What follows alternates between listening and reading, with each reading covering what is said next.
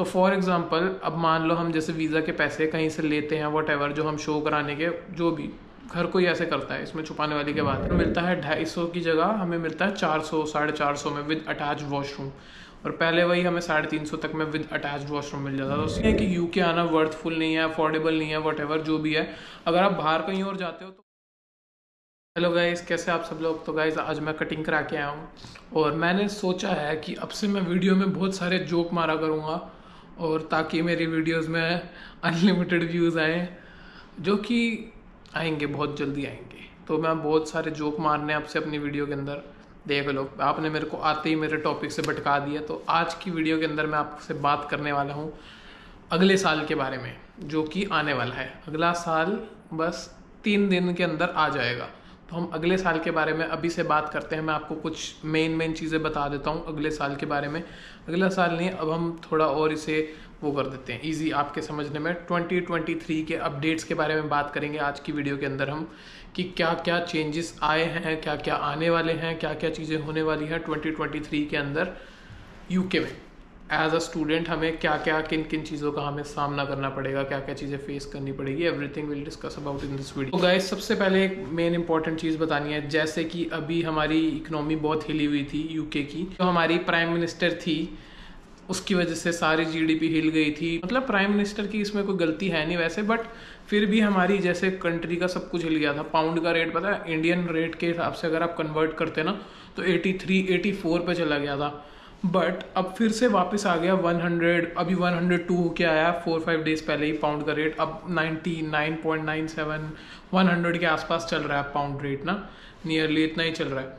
तो अब ओके हो रही है इकोनॉमी, बट रेट्स जो है ना गाइज और महंगे हो जा रहे हैं। अब जैसा कि मैं एक पहले वीडियो बना चुका हूँ इन्फ्लेशन पे वगैरह पे, सब चीज़ पे बता चुका हूँ कि पेट्रोल रेट्स हाई हो रहे हैं, सब कुछ रेट्स हाई हो रहे हैं। जैसे फॉर एग्जांपल मैंने इस चीज़ का ध्यान नहीं दिया था, जैसे मैं पेट्रोल की बात करी थी मैंने सबसे पहले, तो मैंने ना कुछ दिन पहले अपनी कार सर्विसिंग पे दी थी, तो मेरे को टैक्सी लेनी थी।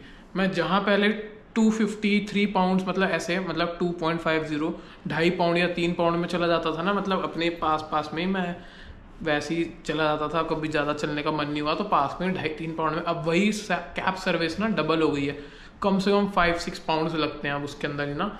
तो इन सब के रेट्स भी बहुत हाई हो गए हैं, मतलब एक तरह से डबल ही हो गया यार। मतलब 2-4 पाउंड से फ़र्क नहीं पड़ता, बट यार फिर भी अगर हम डेली हमारे एक्सपेंसेस निकालें, रोज़ का ये खर्चा निकालें, जैसे ग्रॉसरीज़ पे इफेक्ट पड़ गया है। ग्रॉसरीज़ काफ़ी महंगी हो गई हैं। पहले हम प्याज के ना इतने से 70 पेंस 80 पेंस के लेके आते थे, एक पैकेट मिलता था, वही 1.5 पाउंड का हो गया। एलिफेंट आटा की रोटी आती थी पहले, वो 90 पेंस की आती थी, अब 1 पाउंड 50 पेंस की हो गई है, नहीं तो 1 पाउंड 80 पेंस की भी कहीं कहीं मिलती है, ऐसे करके उसमें हो गया। प्लस दही आती थी पहले 1 पाउंड की 80 पेंस की, या 1 पाउंड की 2 आती थी पहले, अब वही दही 1 पाउंड 1.5 पाउंड 2 पाउंड की हो गई है। तो ऐसे ही रेट्स बढ़े जा रहे हैं हर चीज़ों के। एकोमोडेशन है, जब मैं नया आया था यूके के अंदर तब 300 पाउंड की एकोमोडेशन में रहता था, और अभी जिस रूम में रहता हूँ ना, मतलब अभी से तो कंपेयर नहीं कर रहे हैं, बट मैं बीच में जिस रूम में रहा था ना उसका डबल रूम था वो, मतलब जितना साइज़ होगा ना 300 पाउंड्स के अंदर उसका डबल रूम होगा। बट अब गाइज नॉर्मल रेंट क्या हो गया, 400 के आसपास हो गया। पहले जब अपने टाइम पर 250-300 में मिलता था घर अपना, मतलब एक रूम जो भी हमारा होता था, अब वही हमें घर मिलता है 250 की जगह हमें मिलता है 400 450 में विद अटैच वॉशरूम, और पहले वही हमें 350 तक में विद अटैच वॉशरूम मिल जाता था। तो सीधा 100 पाउंड्स का डिफरेंस। प्लस गाइज हमारी फ़ीस महंगी होती है। जैसे हमारी फ़ीस थी, मेरी जब मैं आया था तो मेरी 16,400 थी, बट अब हो गई है 18,000 हो गई है मेरी फ़ीस। सीधा देख लो, सीधा 1500 पाउंड बढ़वा दिया इन्होंने फ़ीस।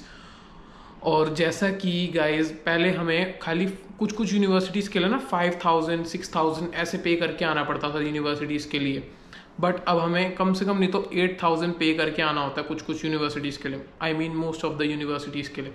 जैसा कि अब आप गाइज यूके आओगे ना, तो पहले लोग आ जाते थे 10-12-15 लाख के अंदर अपना सब कुछ एक्सपेंस में आ जाते थे। अब हमारा लगता है 20 लाख के आसपास। देखो 16-17 लाख तो फीस होती है, फिर हमारा लिविंग एक्सपेंस वगैरह होता है, जो भी होता है, फ्लाइट्स वगैरह टिकट। तो फॉर एग्जांपल अब मान लो हम जैसे वीज़ा के पैसे कहीं से लेते हैं वट एवर, जो हम शो कराने के, जो भी हर कोई ऐसे करता है, इसमें छुपाने वाली क्या बात है। वीज़ा के पैसे कोई ले लेता है 10 लाख रुपीज़ किसी से, उसको 28 डेज 30 डेज वट एवर जो भी टाइम शो करना होता है उसे शो कर देते हैं। जैसे 16 लाख हमें पूरे ईयर की फीस शो करनी होती है और 10 लाख हमें वो शो करना पड़ता है अपना living expense.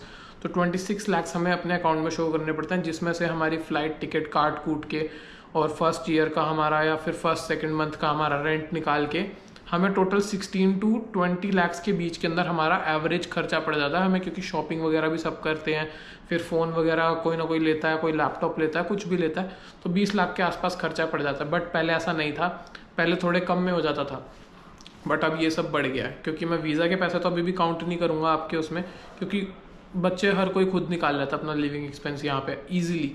Living expense easily manage हो जाता है, अभी भी हो जाता है, इतनी जॉब्स के वो हैं।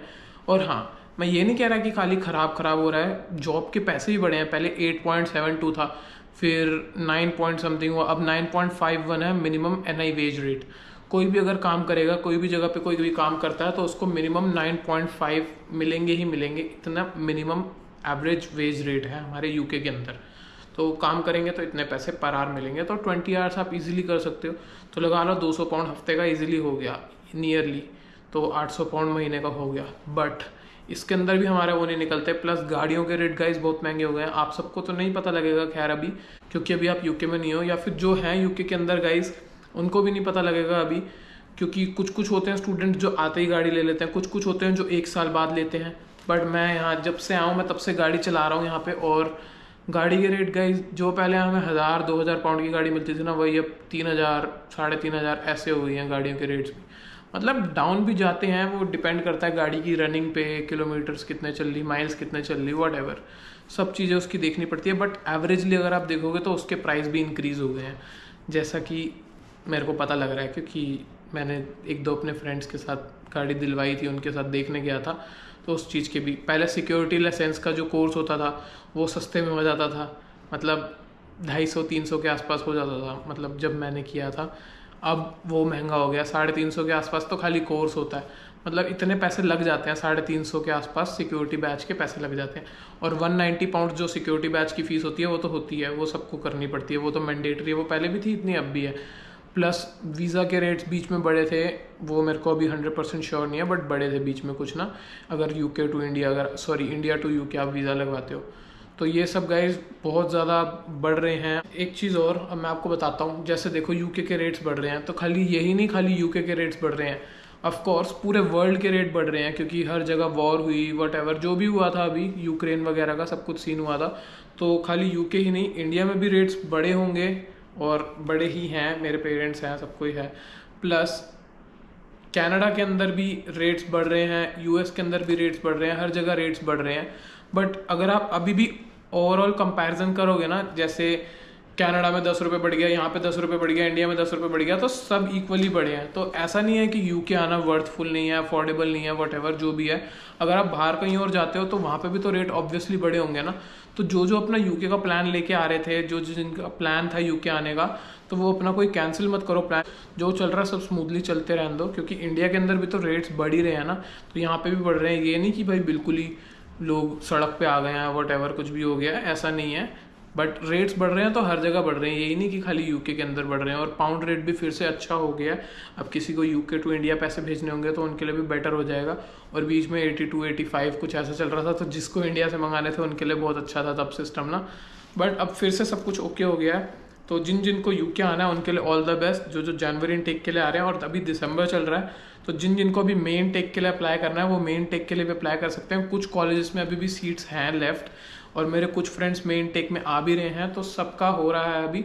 और अभी आप जनवरी इनटेक के लिए तो खैर अप्लाई नहीं कर सकते, जिनका कैश आ गया वो कर सकते हैं सब कुछ, अभी उनका वीज़ा प्रोसेस वगैरह कर सकते हैं। और हाँ, अभी आप सितंबर इनटेक के लिए भी अप्लाई कर सकते हो, मतलब सीट अपनी रिजर्व करके रख सकते हो, ऑफर लेटर वगैरह मंगवा के रख सकते हो। बाकी कोई दिक्कत नहीं है यूके आने में। यूके आओ, बेफिक्र होके आओ, कोई खर्चे वाली बात नहीं है, सब अपने खर्चे मैनेज कर लेते हैं, सब कुछ हो जाता है, टेंशन मत लो, एवरीथिंग विल बी ऑलराइट। तो all the best for your future. आओ यूके और मेरे से मिलो, और मेरा चैनल सब्सक्राइब कर दो, और मेरे को इंस्टाग्राम पे फॉलो कर दो, बस ठीक है। मिलते हैं नेक्स्ट वीडियो के अंदर। Bye bye, take care.